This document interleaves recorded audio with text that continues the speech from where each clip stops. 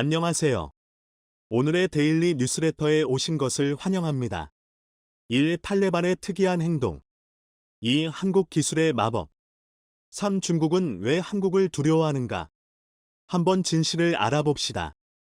탈리반은 아프가니스탄을 재확보한 후 외국인들을 나라에서 쫓아냈습니다. 이것은 그들이 국내 정책을 엄격하게 시행하고 자국의 주권을 강조하는 일환으로서 이루어진 일입니다. 그러나 특이한 일이 일어났습니다. 지금 이 순간 세계에서 가장 자유롭지 못한 국민들을 꼽으라면 아마 북한과 아프가니스탄을 꼽지 않을까 합니다. 북한이야 워낙에 뉴스에 자주 등장하는 단골 소재이기도 하지만 아프가니스탄은 최근 몇 개월 사이에 벌어진 일입니다. 미군을 쫓아내고 아프가니스탄을 장악한 탈레반은 자신들의 입맛대로 아프간을 장악해갔고 온갖 잔인한 수단을 동원해 시민들의 자유를 빼앗아버렸습니다. 그래서 이런 지옥에는 살 수 없다고 생각한 시민들이 그토록 외국으로 탈출하고 싶었는지도 모르겠습니다. 그런데 탈레반이 거의 모든 외국 대사관, 기업, 단체들을 사그리 쫓아냈으면서도 유일하게 계속 남아달라, 우리를 좀 도와달라면서 사무실을 찾아와 특별히 부탁한 한국 단체가 있습니다. 네, 그랬던 것일까요? 지난 8월 말 전해진 미군의 아프가니스탄 철수 소식은 전 세계에 엄청난 충격을 주었습니다. 미국은 2001년 오사마 빈 라덴을 비호하는 탈레반을 모조리 쓸어버리겠다며 침공한 아프가니스탄에서 20년 만에 손을 떼겠다고 선언했었죠. 바이든 미국 대통령은 이제 아프가니스탄에서 미국의 임무는 끝났다면서 이제 중국과 러시아라는 새로운 적을 상대하겠다고 강조하며 철수의 정당성을 내세웠는데요. 어쨌든 아프간을 점령한 탈레반은 미군을 포함해 전 세계 거의 모든 외국인에게 31일까지 아프간을 떠나라고 명령했고 이는 현실이 됐습니다. 사실 미군의 철수로 고민에 빠진 몇몇 국가들이 있기는 했지만 전 세계가 정말로 우려했던 것은 탈레반 체제에서 살아야 하는 아프간인들이었습니다. 아프가니스탄이 세워진 이후로 아프간은 아이러니컬하게도 그 지형적인 장점 때문에 단 한 번도 편안했던 날은 없었으니까요. 중앙아시아, 남아시아, 중동을 잇는 전략적인 요충지인 관계로 1800년대부터 2021년까지 늘 강대국들의 싸움터였습니다. 영국과 러시아가, 미국이 그리고 이제는 탈레반까지 내일을 두려움을 안고 살아야 했던 사람들이 바로 아프간 국민들인데요. 그런데 그들을 더욱 아프게 했던 것은 늘 먹을 것이 충분치 않다는 점이었습니다. 늘상 다른 나라 군인들이 싸우는 모습을 지켜봐야 했기 때문에 마음 놓고 농사를 지을 수 없었을 뿐 아니라 설사 농사를 짓는다 하더라도 사막이라는 특성상 제대로 된 농사는 기대도 할 수 없었는데요. 그런데 이 아프가니스탄에게 회망을 보여준 한국인 한 명이 있습니다. 아프가니스탄이 탈레반의 손에 떨어진 지 3달 후 서울에서는 한나이 지긋한 노신사 한 명이 제33회 아산상 사회봉사상을 수상합니다. 그의 이름은 권순영 영양과 교육 인터내셔널 NEI의 대표입니다. 그런데 그가 이 상을 수상한 후 남긴 수상소감이 특별했는데요. 탈레반이 장악한 아프가니스탄의 현재 상황이 좋지 않지만 그들이 우리가 진행하는 사업만큼은 지지해주고 있습니다. 수많은 비정부기구가 아프간을 떠났지만 NEI는 끝까지 남아 난민을 돕고 있는데 탈레반 경찰이 직접 사무실을 찾아와 처지가 딱한 사람들을 도와달라면서 격려해줬죠 라고 말했습니다. 도대체 그가 하는 일이 어떤 일이길래 탈레반 경찰이 사무소까지 찾아와 계속 남아도 좋다고 격려했던 것일까요? 국제통화기금 IMF 기준 세계 최빈국 아프가니스탄은 강대국들의 끊임없는 충돌로 맘 편히 농사를 지을 수 없었는데 유일하게 수익성이 높은 식물 하나를 찾았습니다. 양귀비인데요. 사람을 환각에 빠지게 하는 약의 한 종류인 이 식물은 아프가니스탄에서 재배할 수 있는 손에 꼽이는 고수익 식물이면서 아프가니스탄에서만 잘 자라는 특이한 성질을 가졌습니다. UNODC, 유엔범죄사무소에 따르면 2015년 기준 아프가니스탄은 전 세계 생산량의 90%를 차지하는 국가입니다. 그리고 막대한 물량을 무기로 수급과 가격까지 조절하는 제2의 석유 수출국 기구 오펙이라고도 불리죠. 하지만 막대한 수익을 얻었을지는 모르겠으나 삶의 무게에 지친 아프간인들도 점차 이 약에 손을 대기 시작했고 인구의 약 10%가 중독되어 삶은 더 핍박해지고 기아 문제는 해결되지 않았죠. 아이 5명 가운데 1명은 5살도 되기 전에 세상을 떠나고 평균 16살에 결혼해 6명의 아이를 낳는 여성 가운데 일부는 아이의 얼굴도 보지 못하고 세상을 떠났습니다. 가장 큰 문제는 역시 영양실조였죠. 이런 사실이 너무나 안타까웠던 한 한국인이 사비를 털어 아프가니스탄으로 날아갑니다. 바로 권순영 대표인데요. 그가 아프간인들을 위해 제시한 농작물이 바로 콩입니다. 고려대학교를 졸업하고 미국으로 유학을 떠난 그는 UC 데이비스와 오하이오 주립대학교에서 식품생화학 석박사 학위를 취득했는데 1986년 세계 최고의 식품회사 네슬레에서 콩을 이용한 의료식품 개발을 담당했었습니다. 이 경험을 살려 영양과 교육 인터내셔널 네일을 설립하고는 아프가니스탄 수도 카불에 NEI 사무소를 냈죠. 무작정 아프간으로 달려가서 그는 정부 지도자들에게 아프간의 가난과 배고픔을 해결하려면 반드시 콩을 재배해야 한다며 설득했습니다. 다음번 영상에서 이에 대해 자세히 다뤄보기는 하겠지만 사실 전 세계에서 생산되는 모든 콩의 원산지는 한반도입니다. 즉, 수천 년간 인류의 영양원이자 생명을 유지해준 콩이 한반도에서 전 세계로 퍼져나갔다는 뜻이죠. 한국이 원산지이다 보니 한국에서는 콩, 쑥, 과, 보리, 맥, 도 구분 못하는 바보라는 의미로 숙맥이라는 단어를 쓰고 콩을 가득 실어 나르던 강이라 하여 두만강이라는 이름이 생겼고 전 세계에서 유일하게 콩을 키워 콩나물을 만들어 먹는 민족이기도 합니다. 좀 더 볼까요? 콩의 원산지는 좀 더 자세히 말하면 옛 고구려 영토인 만주 지방이 콩의 원산지인데 이 지방에서 약 5,000년 전부터 콩을 재배해 전 세계로 퍼져나갔습니다. 북한의 회령 유적지에서는 고조선 유물과 함께 콩, 팥, 기장 등이 함께 출토되었는데 한반도가 콩의 원산지라는 사실은 1920년대에 증명되었습니다. 미국의 모어스와 도어시트는 동양 식물탐험 원정대를 구성해 한반도로 건너와 콩을 수집해 갔는데 총 4,471점의 콩 중에서 한국에서 3,379점, 일본에서 579점, 만주에서 517점을 채집했습니다. 식물의 원산지를 추정할 때는 그 변이종이 얼마나 많은 출현했느냐를 기준으로 하는데 한반도에서 3,379점의 변이종이 발견됐다는 것은 한반도가 원산지라는 점을 증명해주죠. 이 두 명의 학자 역시 조선에서 모은 자료와 사진만으로도 훌륭한 책을 쓸 수 있을 정도라고 보고서에 기록하고 있기도 합니다. 그런데 이 콩은 어마어마한 단백질을 품고 있습니다. 1. 2차 세계대전 당시에도 전쟁터에서 먹을 것이 부족해지자 각국은 콩가루가 섞인 밀가루나 콩가루빵, 콩고리, 콩죽 등을 배급해 병사들의 생명을 보존하기도 했죠. 어쨌든 그의 이러한 정성에 감동한 아프간 정부는 그에게 30에이커, 약 3만 7천 평을 99년간 무상으로 임대해 주었고 그는 5개 이상의 종자를 가져가 수차례 시험 재배를 거친 끝에 척박한 아프간에서 생존 가능한 종자를 찾아냈습니다. 드디어 2004년 한 개 주에서 5에이커의 콩 시험 재배를 성공적으로 마쳤고 2005년에는 12개 주의 콩을 심었습니다.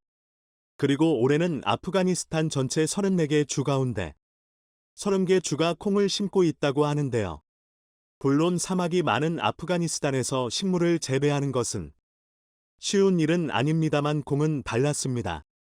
아프가니스탄의 기후와 토양에 딱 맞는 총자를 재배하기에 적합했는데 생산이 시작된 이후로 피골이 상접했던 아이들의 볼에 살이 오르기 시작했고 영양실조로 출산 중 사망하던 산모들의 수가 급격하게 줄었습니다.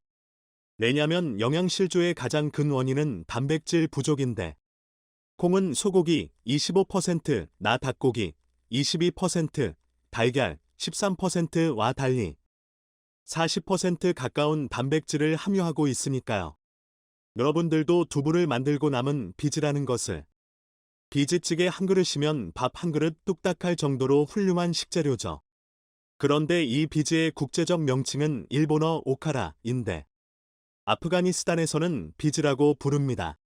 이 척박한 아프가니스탄 땅에 처음으로 콩을 심은 사람이 바로 한국인 권순영 대표이기 때문이죠. 아프가니스탄에 처음으로 콩을 재배해 가난으로 고통받는 이틀을 살린 권순영 대표의 NEI는 잔인하기로 둘째가라면 서러운 탈레반에게도 예외였습니다. 2003년, 즉 미국이 아프가니스탄을 침공한 2년 뒤부터 아프간으로 건너간 그는 탈레반의 입장에서는 자칫 미군의 뿌락치로 보일 수도 있었습니다. 그가 한국인이기는 하지만 미국에서 석박사를 취득한 연결고리가 있었으니까요. 그래서 그의 NEI 사무실은 아프간을 점령한 탈레반의 타깃이 되기도 했었으나 사무소를 찾아온 경찰들도 난민에게 제공할 식량 꾸러미를 만드는 것을 목격하고는 처지가 불쌍한 사람들을 도와달라며 오히려 격려해 주었죠. 이전에도 수없이 많은 경찰 조사와 불심 검문을 받기도 했으나 그때마다 좋은 일 한다. 계속해서 아프간에서 훌륭한 일을 해달라며 되려 그에게 부탁을 해왔다고 하죠.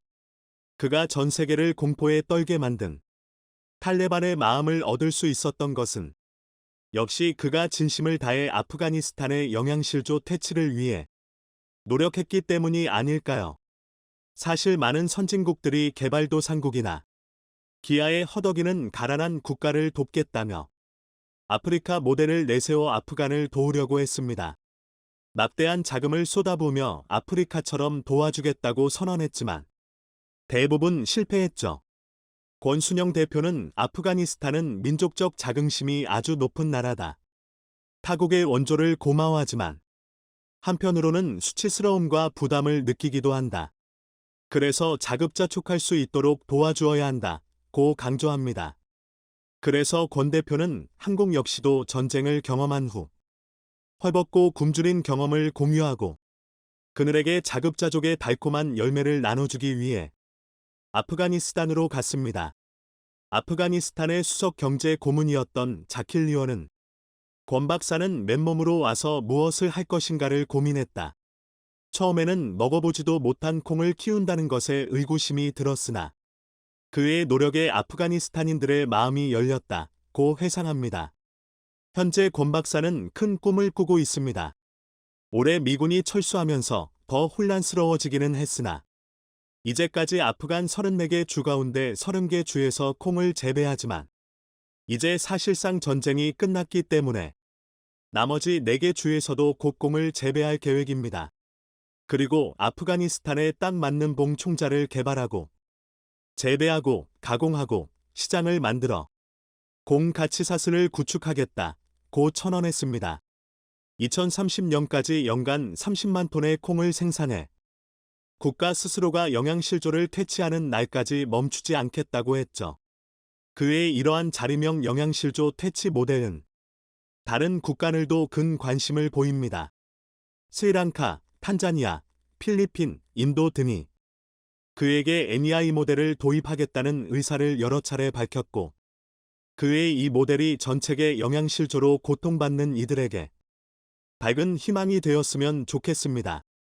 최근 지구는 전례 없는 변화를 겪고 있습니다. 60억 인구는 이미 옛말이 되었으며 현재는 공식적으로 77억 5천만의 인구수를 기록 중입니다. 관련 전문가들의 주장에 따르면 통계에 잡히지 않는 비공식적인 인구를 포함하는 경우 전 세계 인구수는 이미 80억 명을 넘겼을 것으로 전망하고 있습니다. 여기에 기술의 발전으로 인한 생활 수준의 향상과 의학기술의 발달로 인해 평균 수명이 꾸준하게 증가하고 있어 그만큼 인구 증가 속도는 더욱 빨라질 것으로 보입니다. 인구가 급속도로 증가함에 따라 지구의 환경보호와 물 부족 현상이 더욱 심해지고 있습니다. 우리나라의 경우는 댐이나 저수지 등 관계시설을 늘리며 적극적으로 대응하고 있지만 사막 지형을 가진 중동의 국가들은 이런 시설이 무용지물이 될 정도로 척박한 기후 속에서 물 부족 현상을 정면으로 맞이하고 있습니다. 이 밖에도 중동 국가들의 위기는 다방면에서 드러나고 있습니다. 전 세계적인 친환경 흐름에 발맞춰 국제사회는 화석연료 사용을 단계적으로 줄이기로 합의했고, 한국을 포함한 선진국들은 2050년 이후, 그 밖에 인도를 포함한 개발도상국가는 2060년 이후로 탄소제로 반열에 들어선다는 계획입니다. 탄소제로 합의 이후에 석유와 같은 화석연료를 사용하는 경우 국제사회는 해당 국가의 환경세를 추가로 물리기로 합의하는 등 조치를 마련하고 있습니다. 이런 합의가 국제적으로 이뤄졌기에 중동 산유국들의 패권이 얼마 남지 않았다는 전망이 나오고 있습니다. 산업혁명 이후로 막대한 석유 자원을 가지고 과학기술이나 농업 및 제조업 하나 없이 천문학적인 부를 이룬 중동의 국가들은 다가올 친환경 에너지 혁명 앞에서 등과 학교 다가올 친환경 에너지 혁명 앞에서 새로운 국가 발전 원동력을 찾아야 하는 상황입니다. 그 중에서 중동의 맹주인 사우디아라비아는 며칠 전 한국 기업에 수천억대 규모의 사업을 맡기며 식량 자금률 100%를 목표로 하는 새로운 농업국가가 되기 위한 청사진을 그리고 있습니다. 사막국가인 사우디가 어떻게 농업국가가 된다는 것인지, 그리고 그 과정에서 40조 원 규모의 한국식 수도와 전력 시스템이 적용되는 사실과 함께 또 다른 중동 부호국인 아랍에미리트, UAE가 사우디보다 먼저 한국 기업과 계약을 성사시키기 위한 경쟁을 하고 있어 한국의 인기에 불이 붙은 상황을 자세히 알아보겠습니다. 현재 연간 1억 배럴에 달하는 일평균 석유 수요량은 시간이 지날수록 감소할 것으로 전망되고 있습니다. G7, G20 정상회담과 운해 국제 합의를 통해 지속가능 전략이 채택되면서 2050년에는 석유 수요량이 현재의 절반 정도인 5천만 배럴 수준으로 감소한다는 전망이 지배적이기 때문입니다. 이는 1980년대 세계 인구가 40억 명이던 당시와 비슷한 규모이며 2050년의 세계 인구는 110억 명을 가뿐히 넘길 것으로 보이기에 중동 산유국들의 에너지 패권이 현재보단 많이 약해질 것이라는 전망이 나오는 이유입니다. 여기에 촉매제 역할을 하는 것이 국제적으로 빠르게 확산하는 풍력과 태양열, 그리고 원자력 발전을 선두로 하는 친환경 재생에너지가 있습니다. 여기에 세계적인 전기차 보급률 상승으로 갈수록 경유와 휘발유를 비롯한 석유에너지 사용량이 감소하는 것도 산유국 패권을 흔들고 있는 상황입니다. 이런 세계적인 분위기의 위기감을 느낀 중동 국가들은 다양한 국가적인 프로젝트를 내놓으며 석유에너지 의존도를 줄이고 새로운 미래 먹거리 확보에 힘을 쓰고 있는 상황입니다. 특히 반도체와 배터리 산업에 큰 관심을 보이고 있습니다. 사우디는 애플의 전자제품을 생산하는 폭스콘의 반도체 공장을 유치하기 위해 움직이고 있으며 11조 원 규모의 초대형 파운드리 공장을 계획 중인 것으로 알려졌습니다. 게다가 한국의 배터리 업체인 SK온에게도 1조 원 규모의 투자를 진행하는 등 그동안 석유 시추 사업에만 의존하던 산업 구조에서 새로운 분야로 외적 확장을 도모하고 있습니다. 하지만 이 과정에서 사우디의 발목을 잡는 것이 있었는데요. 바로 수도 공급 직물자원 확보가 안 되어 있다는 것입니다. 특히 반도체 산업의 경우 상상 이상으로 물을 많이 소비하는 산업이기에 글로벌 반도체 공장들은 대부분 안정적인 수도 공급처 인근에 위치하고 있습니다. 이에 사우디는 미래 첨단 산업을 유치하기 위해서 가장 필수적인 요소는 수자원 확보라 판단하고 최근 수자원 확보에 엄청난 노력을 들이고 있습니다. 며칠 전인 8월 3일 두산에너빌리티는 사우디아라비아에서 8,500억 규모의 해수 담수화 플랜트 사업을 따냈다고 밝혔습니다. 사우디 수자원공사 NWC의 주문을 받아 진행되는 이번 프로젝트는 두산이 설계와 시공 및 건설부터 운영에 이르는 전 과정을 전부 수행하는 방식으로 진행되며 이번 플랜트가 완공되면 일평균 60만 톤에 달하는 물이 생산될 것으로 전망됩니다. 60만 톤은 대략 200만 명이 하루 평균 사용하는 물이며 지난 2006년과 2007년에도 사우디에서 해수 담수화 프로젝트를 진행한 적이 있어 사우디 측이 한국 기업을 믿고 또 맡겼다는 소식입니다. 이번 담수화 공장은 역삼투압 방식으로 바닷물의 불순물과 염분을 걸러냅니다. 정수기가 필터로 물을 걸러내는 것과 유사한 기술로 바닷물에 70기압 정도의 압력을 가해 반투막을 통과시켜 염분을 걸러내는 방식입니다. 해안 기술은 전 세계에서 대한민국이 선도하고 있어 사실상 기술 독점을 이뤄낸 분야입니다. 그런데 한국 기업이 사우디에 8,500억 프로젝트를 수주하자마자 사우디 수자원공사는 새로운 사업 계획을 발표했습니다. 최소 284억 달러, 우리된 37조 원 이상의 1,429개 수자원 프로젝트를 진행하겠다며 사우디 왕국의 수도와 환경 기반의 모든 시스템을 새롭게 개편하고 상수도와 하수처리장의 용량 증가부터 사우디 국가 전체를 아우르는 수도 시스템 확대입니다. 여기엔 며칠 전 계약한 담수화 프로젝트 말고도 3곳 이상의 추가적인 사업 계획이 포함되어 있고 농업용수 확대도 계획하고 있습니다. 사우디는 중동 지역 최대의 식량 수입 국가로 전체 소비의 80%가량을 수입 중입니다. 즉 자급률이 20% 수준으로 국제적인 흉작이 발생하거나 무역 여건이 안 좋아지면 국민들의 식량 주권이 위태로운 상황입니다. 이에 사우디 측은 담수화 시설로 농업용수를 확보하고 새로운 수자원 시스템으로 효과적인 농업을 이룩하여 식량 자급률을 높이겠다는 계획입니다. 특히 사우디는 중동 지역 식량 생산을 선점해 주변 국가들에게 수출까지 하려는 상황이며 중동 지역 최대 농업국이 될 것이라는 목표가 있기에 수자원 확보가 절실한 상황입니다. 이를 위해 사우디 정부 차원에서 수자원 관리 시스템을 배우고자 한국에 견학을 오기도 했을 정도로 한국의 물관리 시스템을 적극 도입하고자 노력 중입니다. 그런데 사우디가 수자원 개혁으로 물 부족에서 물 풍요국으로 나아가려 하자 이를 본 주변국인 아랍에미리트 UAE에서도 한국의 담수화 프로젝트를 도입하겠다며 20억 달러 이상의 사업 계획을 발표했습니다. 주 세계 최고의 기술력을 가진 한국 기업이 주변국들과 초대형 프로젝트를 진행하게 되면 자국에서 진행하는 담수화 플랜트 완공이 늦어지게 된다는 것으로 빠르게 도입하기 위해 경쟁적으로 계획을 발표한 것입니다. 이처럼 중동의 부호국들은 누구보다 빠르게 해수를 담수화하여 수자원을 확보하려는 시도를 하고 있습니다. 그런데 이 과정에서 반드시 필요한 것이 바로 충분한 전력입니다. 전기에너지를 이용하여 물을 담수화해 공급하고 목표로 하던 첨단 제조시설을 가동하면서 농업에도 이용하는 등 모든 산업의 필수적인 관문은 전력 생산입니다. 물론 사우디를 비롯한 중동 국가들은 석유가 넘쳐나기 때문에 화력발전으로 석유를 생산할 수도 있지만 화력발전은 친환경과 거리가 멀기에 한계점이 명확합니다. 특히 화력발전을 감축시키지 않으면 국제사회의 페널티를 받기에 글로벌 경쟁력이 하락한다는 단점도 작용하게 됩니다. 따라서 중동 국가들은 넘쳐나는 석유에도 화력발전을 대체할 만한 친환경 에너지 사업에 적극 진출하고 있습니다.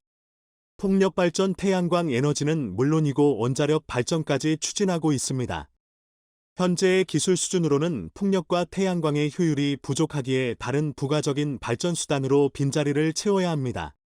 현재는 원자력 발전이 그 대안이 되고 있습니다. 몇 주 전 유럽의회는 원자력 발전을 다시 친환경 에너지에 포함시키며 향후 840조에 달하는 원전 투자를 예고하는 결정을 내렸습니다. 이에 세계적인 원전 투자 열풍이 일어나고 있습니다. 사우디아라비아 역시 안정적인 전력 공급을 위해 원자력 발전을 선택했습니다. 올해 5월 사우디 정부는 한국 측에게 1.4기가와트 규모의 원전 2기를 건설하고 싶다는 입찰 참여 요청서를 보냈습니다. 사우디 측은 한국의 아랍에미리트 바라카 원전 건설 경험과 운영 경험을 높이 평가하고 있습니다.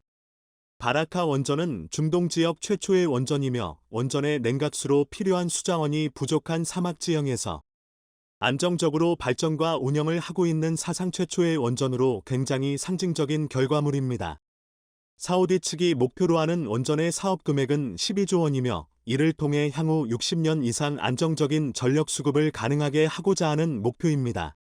특히 사우디와 비슷한 환경에서 건설된 UAE 바라카 원전으로 인해 이미 한국의 원전이 사우디 원전 사업의 최종 단계에 올라서 있는 것으로 확인되고 있습니다. 유일하게 남은 경쟁업체로는 러시아의 원전이 있지만 추운 지방인 러시아 특성상 고온 건조한 사막 지형의 원전 건설 경험이 부족해 사우디 원전 안전과 거리가 멀어질 수 있습니다. 사우디가 중점적으로 보고 있는 운영 안정성에서도 한국이 러시아보다 압도적으로 우위에 있습니다. 러시아는 국제적으로 유명한 원전 관련 일화가 많으며 한국은 단 한 건의 중대재해도 없었습니다. 꼼꼼하고 안정적인 일처리를 우선시하는 한국인의 특성이 원전에서도 그대로 반영되고 있다는 평가를 받고 있습니다. 게다가 한국은 사우디와 건설 경제부터 국방까지 다양한 분야에서 이미 높은 신뢰감을 형성하고 있습니다. 유럽과 아시아, 남미를 가리지 않는 전 세계적인 K방산의 진격이 중동에서도 통하고 있습니다. 최근 사우디는 한국의 대공미사일인 천궁을 1조 원 규모로 도입하는 계약을 맺었습니다. 성능과 재원은 미국의 패트리어트 미사일을 압도합니다. 사우디 인근의 아랍에미리트 UAE가 사우디에 앞서 천궁을 4조 원어치 주문한 것으로 알려졌을 정도로 국제적으로 인정받고 있는 명품 방산 장비입니다. 최근 사우디와 UAE가 경쟁적으로 한국의 방산 장비부터 건설과 에너지, 수자원을 비롯한 국가 인프라 사업을 한국과 계약하려는 상황입니다. 현재 급변하는 세계 경제와 환경 속에서 중동의 사막 국가들이 한국의 시스템을 이식받아 현재 급변하는 세계 경제와 환경 속에서 전통적인 석유와 에너지 사업이 아닌 새로운 산업을 확보한 국가로 재탄생할 수 있을지, 그 중에서도 사우디가 목표로 하는 중동 지역 최대 농업국이 될 수 있을지 여부가 궁금해지는 상황입니다. 미국의 반도체 봉쇄에 중국이 히토류 카드를 꺼내들자 관련국이 크게 긴장하고 있습니다. 특히 이는 미국에 동조한 일본의 수출 규제 발표 후 나온 내용이다. 사실상 일본을 타겟으로 했다는 이야기도 있습니다. 그런데 한국이 중국의 히토류 카드를 무력화시키고 있어 화제입니다. 중국 언론마저 경악하고 있는데 무슨 일이 발생했는지 자세히 알아보겠습니다. 일본은 최근 첨단 반도체 장비 23개 품목에 대해 수출 중단 발표를 한 바 있습니다. 사실상 중국을 타겟으로 반도체 핵심 장비 수출을 막기로 한 것입니다. 하야시 외무상은 특정 국가를 대상으로 한 조치가 아니라며 안전이란 관점에서 국제 룰에 따르는 엄격한 수출 규제라고 언급했지만 중국은 일본이 미국의 반도체 통제에 적극 참여한 것으로 보고 있습니다. 지난달 초 네덜란드의 반도체 장비 수출 통제에 이어 일본도 동참했다는 것입니다. 중국은 첨단 반도체 장비 수출을 금지한 미국, 일본, 네덜란드에 대해 규칙 위반 여부를 조사해 달라고 WTO에 요구하기도 했습니다. 미국에 이어 다른 두 나라도 WTO에 제소하려는 수순이라는 분석입니다. 그리고 이달 초 일본과의 외교장관 회담에서는 미국의 앞잡이가 되지 말라며 일본 측의 반도체 수출 규제 동참을 원색 비난하기도 했습니다. 이와 함께 중국은 미국과 일본 기업에 대한 보복 조치에 들어간 상태입니다. 마이크론이 대중 제재 부과를 뒤에서 밀어붙였다는 의혹을 보냈는데 이에 중국은 마이크론 제품에 대해 사이버 보안 심사를 요구한 상황입니다. 미국이 중국 화웨이를 퇴출시킬 때와 비슷한 명분과 형식을 취하면서 말입니다. 중국은 마이크론 매출의 10%를 차지하기에 큰 타격을 받을 수 있습니다. 게다가 이번에는 히토류 자석 기술 수출 통제 조치에 들어갔습니다. 수출 규제 품목 리스트에 네오디뮴과 사마를 코발트로 만든 히토류 자석 관련 기술을 추가하기로 한 것입니다. 해당 자석은 중국이 각각 84%와 90%를 장악하고 있습니다. 나머지는 일본 업체가 생산하고 있는 상황입니다. 중국과 일본이 센카쿠 열도를 두고 대립했던 2012년 당시처럼 이번에도 히토류를 무기화하려는 의도로 분석되고 있습니다. 당시와 비슷한 상황도 만들어지고 있는데 최근 중국은 러시아가 지배하고 있는 쿠리열도 4개 섬에 대해 입장을 바꾼 바 있습니다. 기존에는 일본 영토임을 인정했지만 60년 만에 중립으로 돌아선 것입니다. 시진핑은 지난달 푸틴과의 정상회담에서 쿠리열도 4개 섬의 주권에 대해 어떠한 입장도 취하지 않겠다는 언급을 했습니다. 이는 1964년 일본 영토라고 인정한 마오쩌둥 전 국가주석의 발언을 뒤집은 것입니다. 이와 함께 중국 해경선이 센카쿠 영해에서 80시간이나 체류해 일본을 놀라게 했습니다. 역대 최장 침투였던 72시간 45분 기록을 넘긴 것입니다. 2012년 일본 정부가 센카쿠 열도를 국유화한 이후 가장 길었던 사건입니다. 이런 대립 자체가 2012년 센카쿠 열도 분쟁으로 중국이 히토류 카드를 꺼냈을 때의 상황을 재현하려는 것 아니냐는 분석이 나오고 있습니다. 당시 네오디뮴, ND, 수급에 문제가 발생해 연구자석 가격이 10배 이상 폭등했죠. 2012년 오바마 대통령이 중국을 WTO에 제소했을 정도입니다. 중국은 몇 년 전부터 히토류 카드를 언급하며 실행의지를 보이고 있습니다. 트럼프 행정부 시절이던 2019년 미국과의 무역전쟁이 최고조에 달하자 시진핑이 히토류 무기화를 공식 언급하기도 했습니다. 2019년에는 장시성을 방문해 한 공장을 시찰한 적이 있는데 이 회사는 네오디뮴으로 연구자석을 만들어 미국에 수출하던 기업이었습니다. 그리고 2021년엔 히토류 국유기업 3곳 등을 통합해 중국 히토그룹을 출범시켰죠. 히토류 생산량의 70%를 한 회사로 몰아 시장 지배력을 높인 것입니다. 중국은 전 세계 히토류 매장량의 23%에 불과하지만 생산의 70%를 차지하는 이유는 히토류 추출 과정에서 엄청난 공해물질이 발생해 미국과 호주 등 주요국들이 생산을 중단했기 때문입니다. 히토류 1톤을 처리하는 데는 최대 2,000톤의 유독성 폐기물이 나옵니다. 미국이 1980년대 중반까지 히토류 산업을 지배했다면 2000년대 이후 중국이 전 세계의 97%를 장악했던 것을 볼 수 있습니다. 중국 기업들은 20% 상당의 보조금을 받으며 시장을 키워왔습니다. 미국은 히토류의 80%를 중국에서 수입하고 있습니다. 60% 정도는 촉매제로 사용하며 15%는 유리 렌즈용으로 쓰고 있는데 문제는 각종 첨단 무기 제조에도 사용된다는 것입니다. F-35 전투기 한 대 생산에는 히토류 400kg 이상이 필요합니다. 이에 미국은 중국의 히토류 제한을 우려해왔습니다. 유럽연합 또한 공급의 98%를 중국에서 받고 있어 긴장을 나타내긴 마찬가지입니다. 현재 네오디뮴 자석은 론당 19만 1천 달러의 거래가 형성돼 있습니다. 중국의 히토류 카드로 사상 최고치 가격을 경신했던 상황입니다. 이에 세계 각국은 히토류 수입 의존도를 낮추기 위해 안간힘을 쓰고 있습니다. 그동안은 미국에서 채굴한 히토류를 우선 중국에 보낸 뒤 재련해 다시 일본이 수입해 오는 방식이었지만 이제는 중국을 배제하기로 한 것입니다. 일본 정부 또한 중국의 히토류 자석 가공기술 수출 금지 내용을 알고 있다며 중국의 동향을 면밀히 관찰하고 있는 상태입니다. EU도 원자재 수입 다변화를 위한 대책 마련에 나서고 있습니다. 지난달에는 중국산 원자재 의존도를 낮추기 위한 핵심 원자재법 초안을 공개했습니다.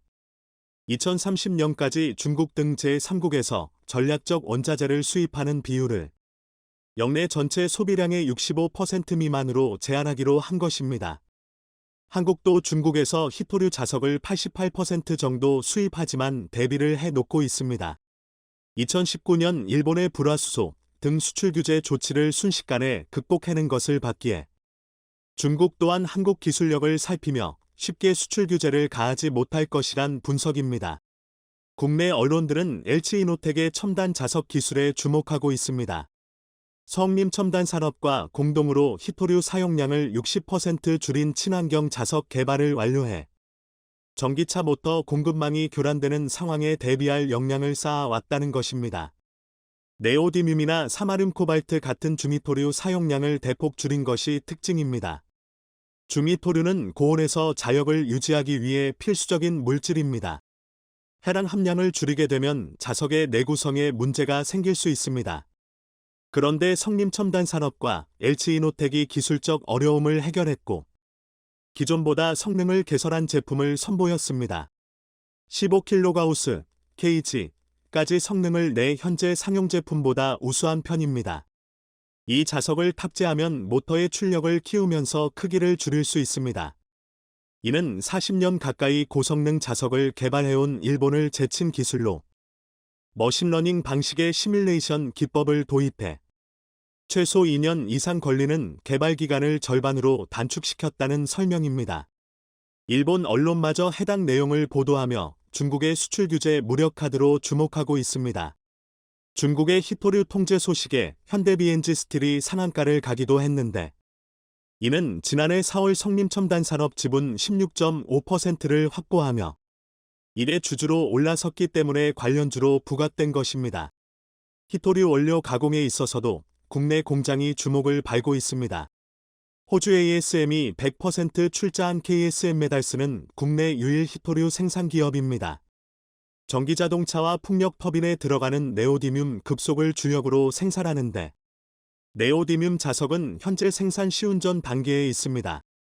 ASM 대표는 충북 오창 공장에서 히토류를 생산해 한국 기업의 공급망 다변화에 앞장서겠다는 언급을 했습니다. 호주에서 들여온 히토류 원료를 가공해 수요 기업에게 공급한다는 계획입니다. KSM메탈스 대표는 현대차 전기차 연구소 간 교류가 이어지면서 1년 넘게 협업 상태를 유지하고 있다고 설명했습니다. 호주는 현재 환경오염을 이유로 자국에서 생산한 히토류를 말레이시아로 보내 가공한 뒤 재수입하고 있습니다. 그런데 이번에 한국으로 눈을 돌린 이유는 한국 업체가 친환경 재련 공정을 개발해 냈기 때문입니다. 충남대 신소재공학과 주도로 2018년 설립된 스타트업 지론덱은 독성가스를 사용하지 않고 히토류 원료를 재련하는 기술을 개발해 냈습니다. 호주 ASM 회장은 바로 이 기술 때문에 한국에 투자했다고 언급했죠. ASM은 2019년 지론덱에 120만 달러를 투자해 상용화를 위한 시험 설비를 세운 바 있습니다. 여기서 가능성을 확인한 후 2020년 아예 지론텍 자체를 인수해 한국법인 KSM메달스를 설립하며 기술 특허를 확보했던 것입니다.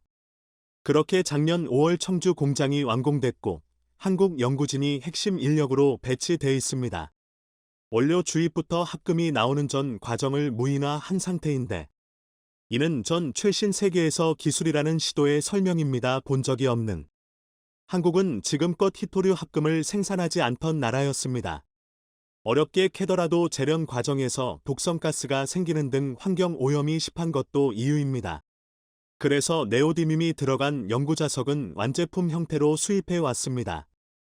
2001년을 기점으로 일본에서의 수입은 줄어들고 중국이 커진 것을 볼 수 있습니다. KSM메달스는 호주 더보 광산에서 히토류 분말을 가져올 계획이었지만 호주 현지에서 원료 제조 시설을 짓는데 3년가량이 소요됨에 따라 우선적으로 베트남에서 히토류 원료 수입 계획을 세우고 있습니다. 베트남은 중국 다음으로 많은 2200만 톤의 히토류 매장량을 보유한 나라입니다. 작년 말 베트남 광산기업은 충북도청, ASM 등과의 협약을 통해 5년간 KSM메달스 오창 공장에 히토류를 공급하기로 했습니다. KSM메달스는 미국 두 개사와 히토류 수출을 위한 계약까지 추진하고 있습니다. 그리고 지난 3월에는 코스닥 상장사 세토피아가 해당 베트남 기업과 합작투자회사를 설립하고 최대 연간 1,500톤의 히토류 산화물을 공급받는 계약까지 체결했죠. 이는 4,000톤 규모의 히토류 연구자석 합금 및 소재를 생산할 수 있는 양입니다. 세토피아 관계자는 이번 계약으로 히토류 소재 탈중국화 목표에 한 발 다가섰다고 말했습니다. 결국 한국 내로 원료 도입부터 생산 기술까지 모든 것이 이루어지는 것입니다. 그런데 이 모든 것이 하나로 이어져 있다는 것입니다. KSM의 히토금속은 성립첩단 산업에 전달돼 LG이노텍과 함께 자석이 만들어지고 궁극적으로 관련 부품 상당수가 현대차나 삽성 등에 공급되는 것입니다. 이는 중국 내에서도 크게 보도돼 화제가 됐습니다. 자신들이 성공시키지 못한 기술을 개발했다며 놀라움을 드러냈죠. 호주의 원자재와 한국 기술이 통합한 히토류 산업 클러스터가 구축될 것이라며 더 많은 국가로 수출할지도 모른다는 우려를 하고 있는 상황입니다. 우선 국내 수요 20%를 충족시킬 수 있고 향후 국내 소비량을 훨씬 뛰어넘는 생산도 가능해질 것으로 보고 있습니다. 한국은 지난 2월 핵심 광물 확보 전략을 발표하며 2030년까지 특정 국가 수입 의존도를 50%까지 낮추겠다고 밝혔습니다.